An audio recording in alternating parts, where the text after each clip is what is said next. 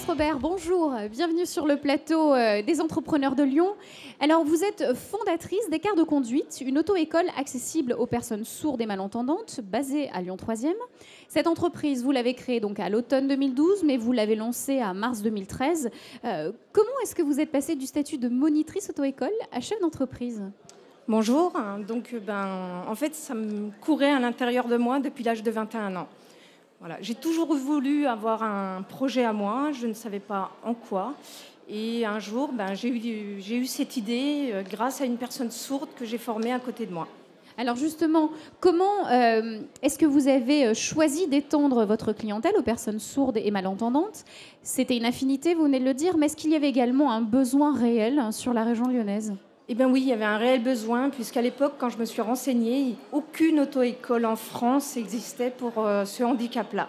Le handicap physique, oui, mais le handicap invisible, non. Alors, comment est-ce que vous êtes organisé pour pouvoir monter ce projet-là ?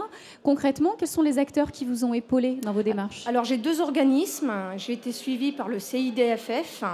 Donc, j'ai une super conseillère, Sophie Bechtoil, qui doit être sur le salon et qui doit m'entendre. Et je suis suivie par Rhône Développement Initiative. Voilà. Alors, ces deux organismes, est-ce que vous pouvez nous rappeler comment est-ce qu'ils vous ont épaulé ? C'était au niveau de la finance, de la création ? Est-ce que vous avez des parrains ? Voilà, quels dispositifs vous ont-ils apporté ? Alors, le CIDFF m'apporte un vrai soutien moral, puisque c'est compliqué de créer.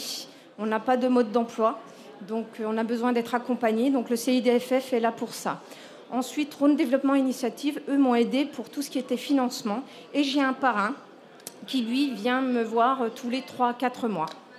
Quelle demande spécifique quand on doit peut-être adapter des véhicules ou apporter des produits spécifiques, des plaquettes, je ne sais pas. Est-ce que là aussi, parce que certains peuvent se dire que ça peut être compliqué, est-ce que c'est compliqué ou pas ?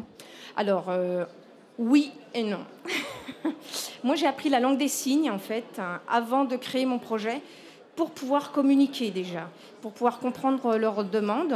Et donc, en fait, avec la langue des signes, j'ai adapté ma formation en fonction de mes personnes, comme j'adapte avec un entendant, tout simplement. Alors, grâce à votre concept et votre personnalité, vous avez à ce titre reçu une distinction au concours régional Initiative au féminin. Et en décembre dernier, également, le jury du concours LVE vous honore du prix Rebond. Alors, qu'est-ce que ça fait d'avoir ces reconnaissances et puis enfin d'avoir l'aval un petit peu de ses pairs, de vous dire voilà, c'était une très bonne idée et continuer ? Eh bien, on se sent bien, on se sent porté, on a l'impression d'avoir des ailes. Et puis, moi, j'avais besoin de gagner ces concours pour pouvoir investir en matériel pour des malentendants, en fait. Puisque je fais effectivement les personnes sourdes, mais j'ai aussi maintenant un matériel qui me permet, pour les malentendants, d'entendre comme des entendants, aussi bien dans ma salle de code que dans ma voiture. Donc j'ai un matériel spécifique en voiture qui me permet de ne pas signer, et eux m'entendent avec une boucle magnétique, tout simplement.